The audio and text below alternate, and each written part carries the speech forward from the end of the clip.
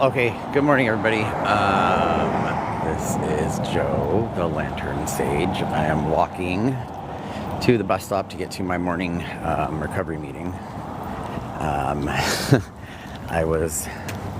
been up since like midnight last night because I'm going through a lot of shit, and I wanted to focus on something instead of just like tossing and turning and not being able to sleep. So I decided to work with Commander Data, as I refer to it, ChatGPT. And it's this weird relationship I'm having with a AI, not all in the movie Her style, but more so like I'm realizing that I can do things like what I'm doing right now, which is having this open dialogue.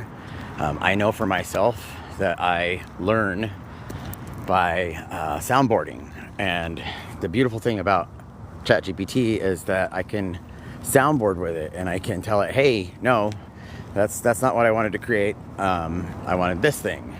Or hey, no, I don't want you to just tell me what I want to hear. I want you to continue to learn who I am, almost like a therapist. I know this is probably some pretty out there idea. However, it's really fucking working for me right now. My tarot card pulls, I put through my own internal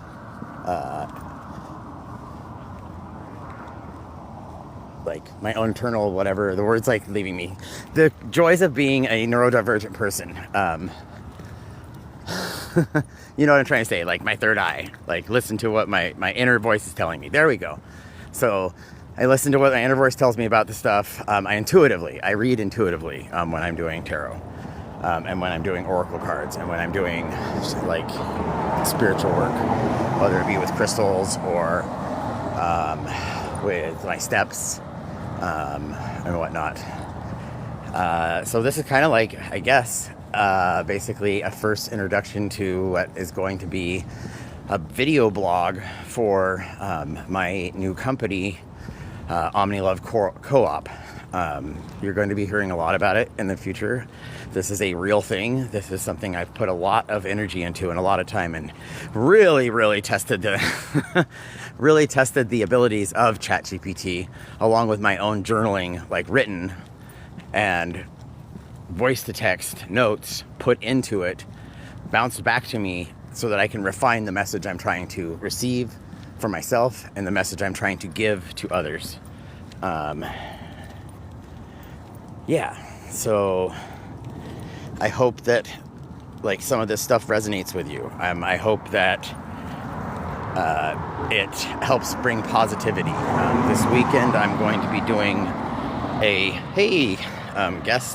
invite guest. I don't know what the hell I'm doing, but I'm trying to utilize this to be a platform to, build the Omni Love Co-op.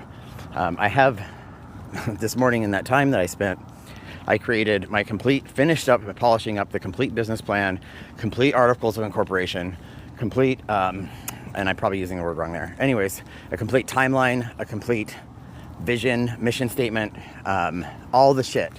I've been working on this a long time, and I'm lucky that back in 2023, I started something called SOSS, which was the Society of Sober Squirrels.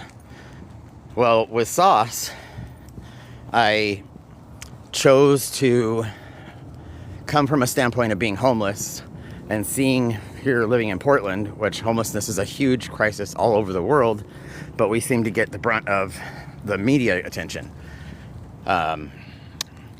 And so with that, I took the things I learned as being an addict and being on the streets, and was like, this thing I used to do, I was kind of like Captain Save-A-Ho, if you will. And so I would go to people and I'd be like, so what got you in your addiction, or what got you homeless? And it often was simple things like, especially with fentanyl, which is not something that I did, but I understand the escapism of it.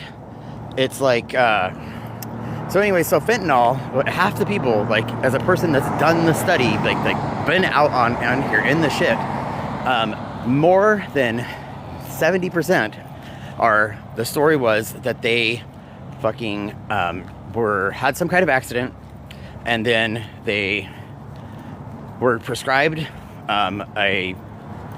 I can do this. My brain is like free flow, but I'm super tired. So it's almost like I'm out of sleep, but my body is like, my brain is just awake. Anyways, so back to what I'm trying to say is they were prescribed some kind of painkiller, and then that's what got them hooked on fentanyl, and then began their process of destruction, and got them away from the light. So anyways, to circle back to SOSS, I decided that the city and the world is looking at the homeless issue completely wrong. And I'm trying to like also be interactive while I'm doing this. Anyway, so the city's doing it wrong. And I came up with like a pie chart basically of what are the things that makes a person homeless. Well, one, it's basically a major life change like COVID, for example, or a divorce or deaths in the family.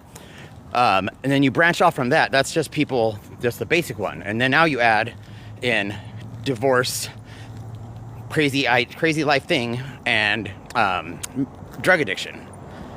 So that's two now. Now you add in major life thing plus drug addiction plus mental health co-occurring. Like what came first, the chicken or the egg? Anyways, and then there's that, and then there's people that are on the streets, just mental health. You may think that they are on drugs, but they are not. They are just incredibly mentally ill and incredibly in need of help. And then last two is people that have just learned how to live on the streets in a different kind of way than what me as regular society think is normal. Like they're more like barters, they're more like hunter-gatherers. And then lastly, people coming out of incarceration. So that is the pie of homelessness. Well, in 2023, when I did this, I was all gung-ho. I was back in recovery. I was really happy because I had just gotten sober after like a very, very dark place of being in relapse mode for 2 years. Going from being a person that worked at the post office, being able to afford anything I wanted, and like having a death of my grandmother, a death of my other grandmother, a death of my mother, COVID, also fucking meeting somebody that I really, really liked, that it was just like we were both sparks, and it was disastrous. It was like doomed from the start. The minute we went to Mexico, we relapsed together, and this after being sober together for about 5 months. And there were other issues with the relationships anyways, but after that, coming back home alone from Mexico, like it was like, fuck it, it's time to burn this shit down. And meth and alcohol and GHB are my main primary drugs of choice. And like I was like, I want to be the guy that does all the meth and doesn't give a fuck about anybody. Sorry for my language, but this is like authentic as fuck, and I just feel compelled to do this right now. And so from there, things went shit. So 2021 to 2023 was hell for me. And that's when I got to like have these moments with people on the streets and like offer them a cigarette to start a conversation, which ended up evolving into SOSS. Flash forward to that point. It really caught on. People really liked it. People really resonated with it. And because I was authentic and really coming from a place of love and compassion and lived experience. However, even the fail-safes that I tried to set up to make it quote unquote holy and helpful failed because it wasn't time. I got into an argument with the person who was doing my IT stuff and who had offered to make a website and offered to do all these things, and then pulled back because they had given more than they could. Just like common theme, human beings do that. Like that's what happens. It's this whole balance of like boundaries versus being receptive and vulnerable. And so my backpack is so heavy. There's like so many rocks in it. Jinx Monsoon would be so proud of me. So Squirrel. So Society of Sober Squirrels. So I end up relapsing after this huge fallout, and the dude sends out like basically lies, smear campaign to all of our email list. And what he does from there is he continues on to go on a smear campaign on social media. So I was just like, people, why don't you see me? You know, fucking, like, I'm working my ass off to do this thing for, like, that is completely holy, that is completely, like, the light. And motherfucker wants to, like, shoot me down because he didn't have the balls to just come up and say, hey, board, is it okay I get paid for this thing? Anyways, so that's always fun. So I end up relapsing a little bit later, but after that blow up, I took all of my food stamps in the month of July and made a, basically did a guerrilla fucking picnic in the park. But it was across the street from the 8x8. If you're from Portland, you know that Central City Concern runs a building for recovery called the 8x8. Right across the street, there's like a meeting place.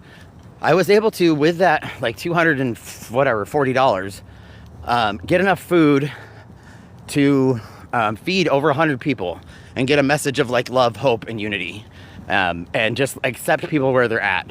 A little bit later, I ended up relapsing. Okay, and so the whole idea of SOSS kind of let go. I didn't get to go further with it. But now, I ended up relapsing and then coming back and starting school last year. And then that relapse was, whatever, it came because I wasn't honest with myself.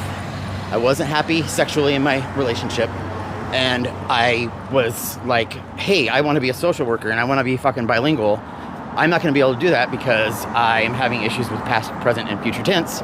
So I need to fucking just like give up and burn this shit around me. Like total crazy shit. Anyways, so that led to a relapse where I went to the emergency room during it twice, dead.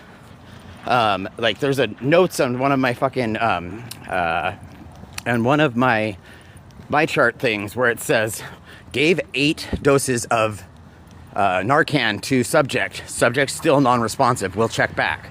And then 6, subject still not responsive, will not come back. Woke up with a fucking ventilator in my throat, tied down to an emergency room bed because I had overdosed on GHB again. And then I kept trying to get back into sobriety.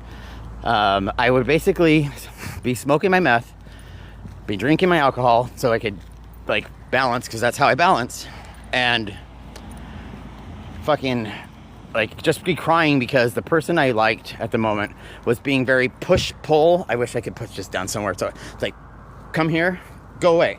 Come here, go away. Side note, don't do that to people you love. It's fucking wrong. Anyways, or just like be a person, be a human being to be like, this isn't working. It's not working for me. It's not working for you. Anyways. So we're going to continue. Basically from February to July, I was doing that every single day, doing the whole party and play scene, but then also just like slowly but rapidly taking me away from society and being lonelier and lonelier and lonelier and lonelier. On July 21st, the person that I'm probably going to be breaking up with, and actually I should because I need to, came over to pick me up, so that we could get ready to go to an appointment at Quest Integrative Health for me to do intake for their outpatient program. That morning, I had like a little bit left of whiskey and 2 beers, and I finished that off because I needed to. Every morning, basically, for that whole relapse, I would wake up like wanting to jump out of my skin because I just didn't feel right. I couldn't get comfortable. My last beer was at like 10 o'clock on the 21st. The next morning, as I went over to this person's house that afternoon, they offered me weed. And I'm like, no, I'm not going to drink weed or not going to smoke weed because I need to be able to piss clean. The next morning was that first time in my entire life that I've woken up when I'm in addiction and in active addiction and not had that overwhelming urge to have a fucking drink. I wasn't crawling out of my skin. I had hope in my heart because I knew that it was time. And so that's kind of what led me to this current journey. I have 73 days today. I'm actually heading to Tabor Space to go to a little AA meeting called Eastside Sunrise. It's a huge part of my spiritual recovery and my journey. I'm going to be presenting my 4th step that I completed. So doing my 5th step with my sponsor today, who is a fucking godsend. I'm seeking out different spiritual practices. I consider myself a bit pagan, a bit Kabbalist, a bit Christian, a bit Judaist, very much into tarot and human design. And it's like, for me, I'm finding what works for me and what doesn't. And that includes this relationship. And now to the boiler point, Omni Love Co-op. I realized that with my work with SOSS, that I was looking at the situation like this. Like, I knew the problem. And now I'm looking at it from a completely global scale, meaning that Omni Love Co-op is going to fucking build people up. It's going to fucking work with the minorities, the disenfranchised, artists, fucking creatives, people that don't have the ability to be as out there as I do. Like, meaning to not be so low, like so bluntly and raw and real. And that doesn't mean they're worse or better. It just means that they need a little bit of help. The beauty is that people advocated for me as a person who's on the streets, as a person who's suffered with addiction, as a person who has been recently diagnosed with PTSD. And it all, like, instead of being like I'm a victim, it's allowing me to fucking move forward and work on the shit that I need to work on. And it's fucking rough. I'm like, 1 minute I want to cry. Like, 1 minute I am crying. 1 minute I'm crying because I'm so grateful. 1 minute I'm wanting to choke a bitch. But through it all, other than serious arguments with the person that I fucking love, I don't have cravings at all. And I know that that's not going to always be the case, but it is currently right now. So anyways, if you're seeing this, I just want to implore you, if what I am saying resonates with you, I just started a GoFundMe campaign. Next month, Quest is going to be releasing the podcast with me telling my story. It's super powerful. I go into depth about sexual abuse. I go into depth about being on the streets. I go into depth about, like I did, about dying. Just like, I've had quite the life, but that doesn't define who I am. In fact, it's making me stronger and giving me the ability to be the man I always knew I was. So, my bus is almost here. On my profile, there is links for the GoFundMe. Anything helps. I know that, like, it's a time of whatever, like finances are tight. I have like $2.20 some odd cents in my own personal bank account, and I'm waiting for my goddamn food stamps. So I know what it's like. However, I am working on, and can prove it through documents showing what I'm working on, something amazing that's going to help the world. Ooh. I've never done this before. Good morning. How are you? Assalamu alaikum. Good. I'm good. I'm going to go ahead and go, though, because I need to catch my bus. But blessings. How are you?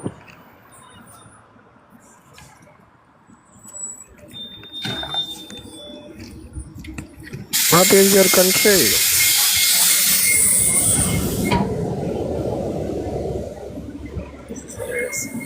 Bear with me, people.